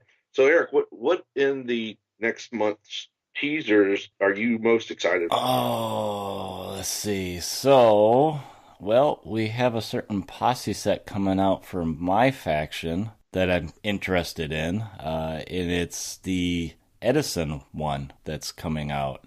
We get to see Discord Symphony. Yeah, we get to see a new sculpt for Edison. They changed his pose up a little bit, and we get to see a new model and his wife that's in it, little ballerina, and we get some of the sonic weapons with his posse. So that's going to be kind of interesting. Right. So one of the things most neat is the gun dogs in the set will come with the sonic weapon options. So you could kit out the 2 gun dogs that come in the set and the 3 heavy weapon dudes that come in the set with sonic weapons. Yeah. So that's going to be really kind of neat to be able to kit out all these really support models for Edison and his main trickery, which is the use of sonic weapons to not only do damage, but then also to use the higher frequency to cause displacement. Yeah. So that'll be interesting. It's kind of a new, I can't say new, because he kind of had something similar in first edition, but it's a new weapon quality for us in second edition. So that'll be interesting. How about you, Brian? Which one are you looking forward to? I'm really looking forward to the Golden Army. Okay. We're finally gonna get Pancho Villa's box set. Yeah. And it's got a couple of new models in it, so that's always good. We're gonna see the Revolutionary. She's standing on a. Well, okay, so side note, interrupting myself. This posse box is literally everybody standing on a box or a rock, except for one model. So it's like it's a box of like 6-7 models, and they all are standing on boxes. It's actually kind of funny. I think Pancho Villa is the only one not on a box, but everyone else has got a foot up on a box. But no, really. So they have some pretty cool 2 new models that I'm really looking forward to, and a lot of people have been waiting for this one. Yeah, and it definitely also kind of puts a looming question or a eagerness to the next Golden Army box, which is going to be really soon. I'm just itching to get confirmation on that. But why would it not be like really soon now that we're getting Pancho Villa, that the bloody Espinosa should be out soon? Yeah, because I mean, then you can mix and match the posses and, kind of fill one or the other out with the other posse. Kind of like what we see with the conquistadors. I mean, I'm seeing people combine those ones. Right, and then on top of that, the if you play Warrior Nation and you are eagerly awaiting the arrival of your new box set that just started delivering on pre-order, the what was it called, the Way of the Wolf. The Way of the Wolf, yeah. The new posse set for Ghost Wolf is it comes with the two hunting wolves, and the next pre-order has a way for you to buy those in a box. So you get two wolves, and it definitely is going to allow you to really expand on that posse box by picking up additional pairs of these hunting wolves, so you can really flesh out those posses. So Warrior Nation fans are going to be excited for that. Well, even non-Warrior Nation fans are going to be excited for that. It may actually get me to play Warrior Nation just because I like the concept of all those wolves. That's really cool to me. Yep. So another pre-order coming up is the order is going to have the reinforcements of the tumbler coming to the pre-order. So they've actually redesigned parts of the tumbler, and I really like the new design.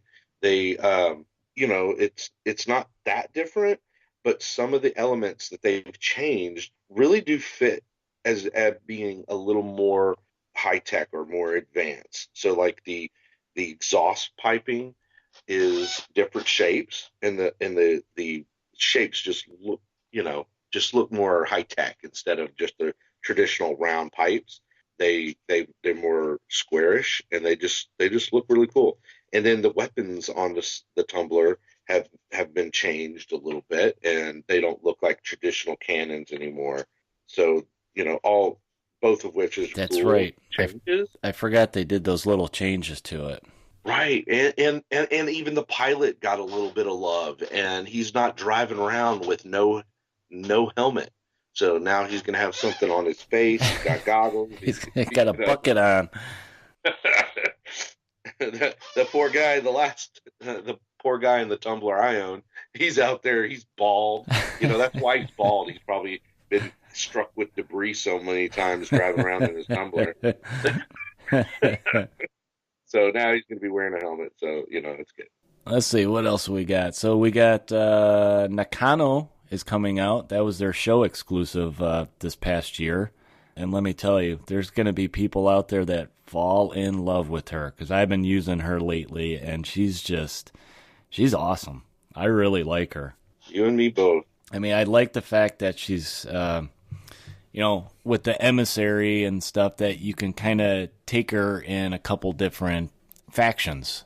She'll work for the lawman. She'll do outlaw. I believe she'll do Union. Yep. I can't remember if she goes with any of the other ones, but I like the versatility of her, and just what she brings is, it can work in any of those factions to help. Oh, she's a melee fiend, but then she's got a few little tricks and things that help out just beyond her being a melee, face. Yeah. So one of the things most often overlooked is she can take a peek at the top card of a deck. So you can do a little pre-planning with her. You can get a little heads up of what to do next. So definitely a neat move. She also gives, she's treasure hunter. So she gives you another adventure card. That's which big. Is huge. Yeah, that is really huge. Especially if you play any of the other treasure hunting bosses, like Elena Miller, or those of you big fans of Marcus Wayward. I don't know what you're talking about, Brian. Right. But you're going to have 2 more cards than your opponent. So, yeah, definitely a good model. If you don't already have her, having her in the store is great. Yeah. And another side of that is with her going into the store, that also means the potential for 2019 special model for the upcoming cons. Yeah, as we're getting closer to the spring, isn't that usually when they unveil that, like at Essen or something? I don't know. It really just depends on how fast they can get it developed and then produced it enough to actually splash down. Yeah. Like the first special model, which was the Crown Outlaw model. Our little pirate queen that we had. Pirate Queen of the Nautilus, Rainy Nemu. She actually literally showed up in England the day before the team left for Adepticon.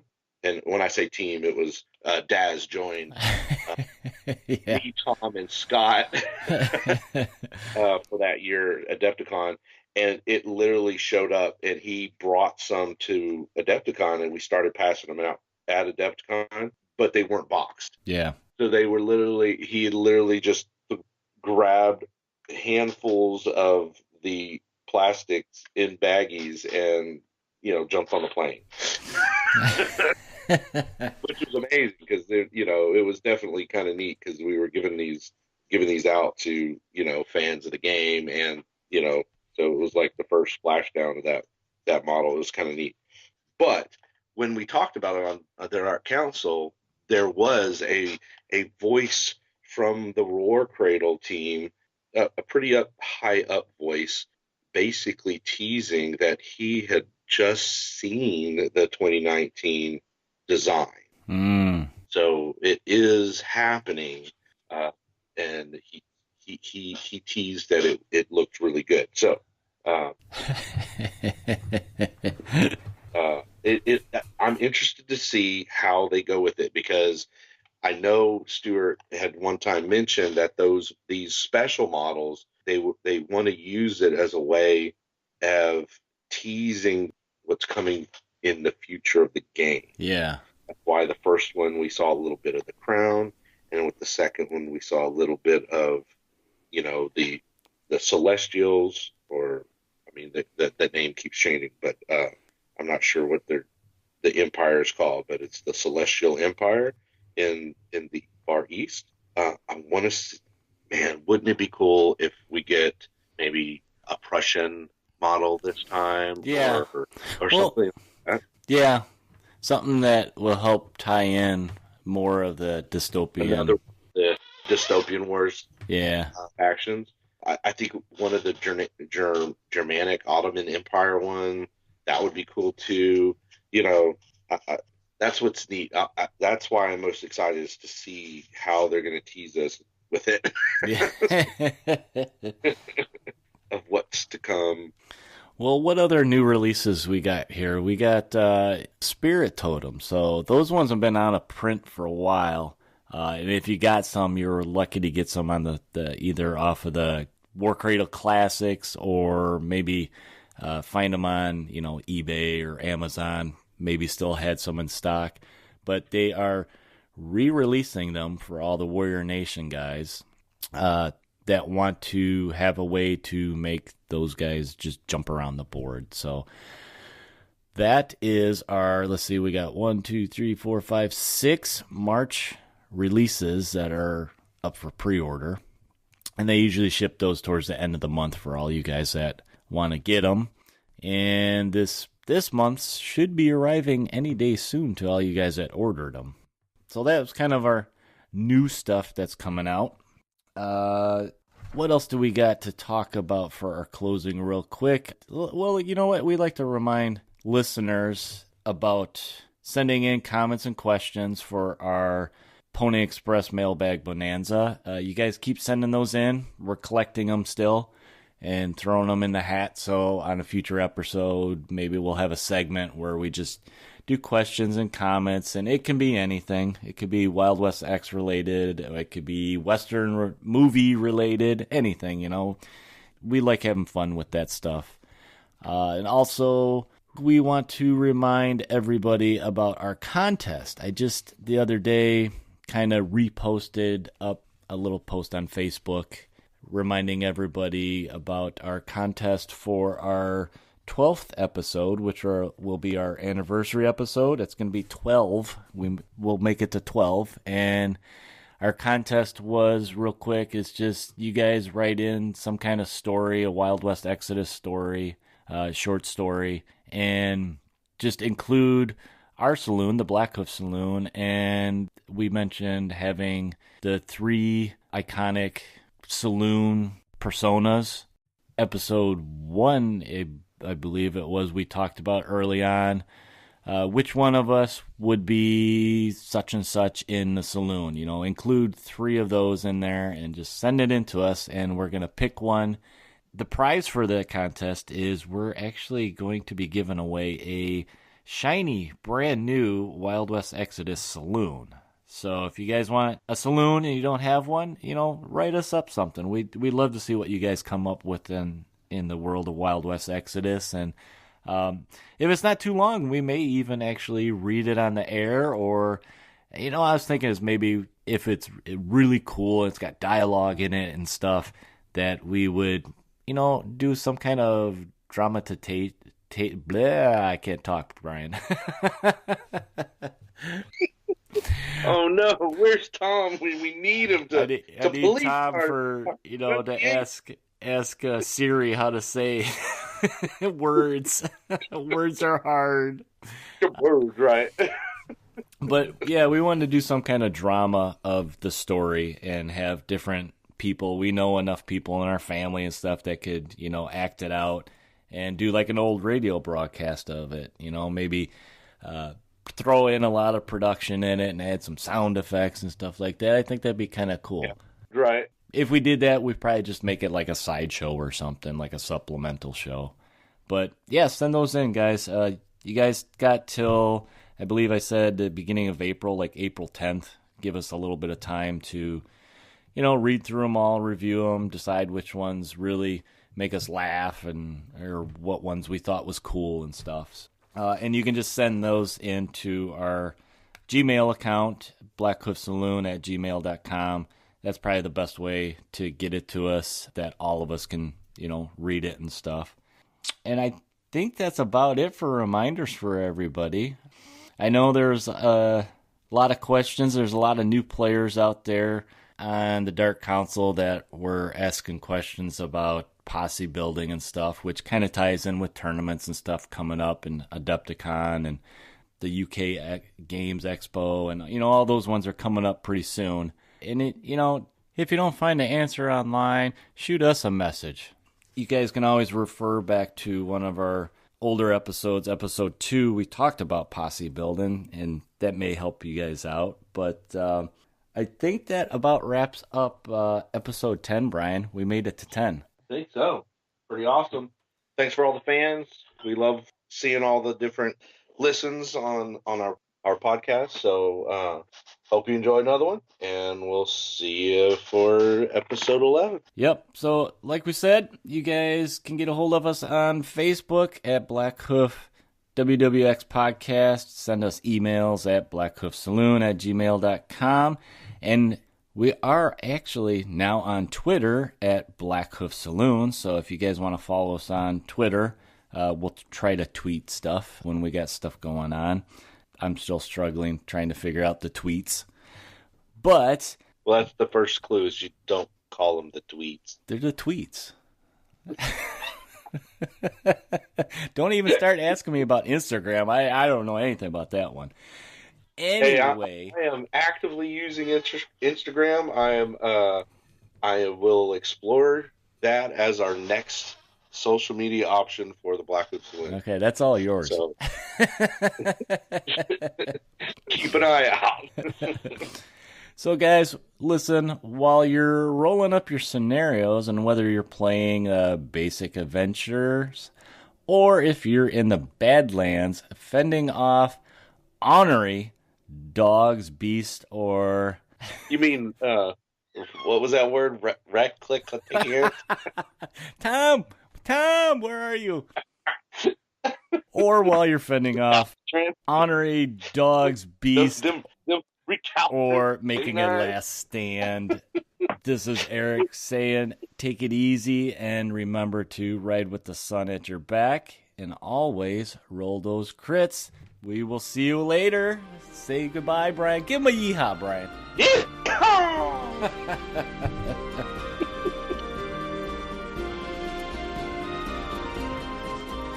Thanks for stopping by the Blackhoof Saloon, y'all. We hope you enjoyed your visit. Feel free to get a hold of us with comments or questions via the interweb and shoot us a telegraph at blackhoofsaloon@gmail.com or find us on the Facebook at Blackhoof WWX Podcast. Music provided for use by Ross Bugden and can be found at one of his YouTube channels, Ross Bugden Music or Ross Bugden Composer. Until your next visit, ride with the sun at your back, and always roll those crits.